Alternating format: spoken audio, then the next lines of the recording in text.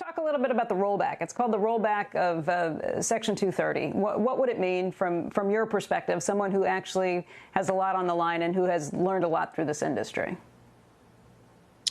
Yeah, I think it's interesting. I was reading the DOJ's review of Section 230 yesterday, and I think what's interesting is that they explicitly say that they're not their intent is not to revoke 230 completely, but rather to find some middle ground, and those are the exact words that they use to more narrowly tailor the language. As it's constructed right now, it's quite broad.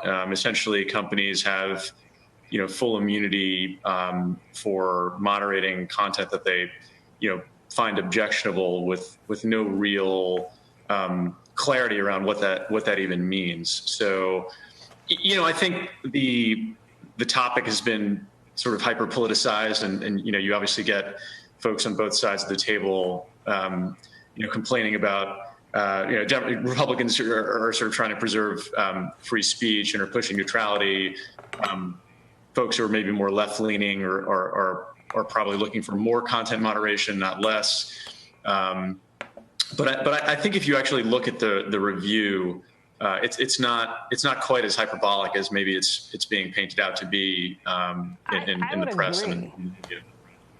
I would agree 100% because I was doing the same thing, reading through some of this, and I didn't understand where all the fuss has come when you actually look at some of the things that they're talking about. They're saying that you could lose immunity if you facilitate or solicit federal criminal activity. There are carve-outs here for child exploitation, terrorism, and cyber stalking, and those all seem like relatively good ideas. I thought the same thing from hearing all of the rhetoric beforehand, but actually looking at it, it was not as concerning as I thought it was going to be.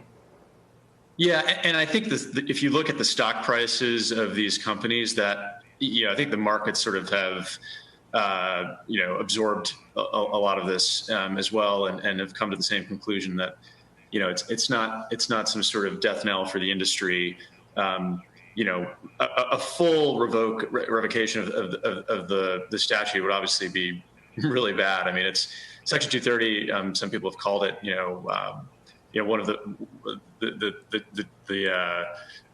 whatever, it's like a kind of a pillar of the internet, and has been responsible for allowing really all of the user generated oriented platform businesses to exist in the first place. So would it make sense for the US to repeal a law that allows everyone from Facebook to Wikipedia to exist? Probably not, especially in a world where we're fighting in a global economy against competitors in China and other parts of the world.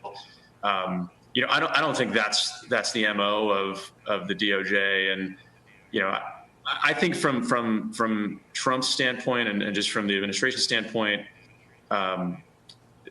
the topic is really more of a threat than it is something that has real teeth. And so.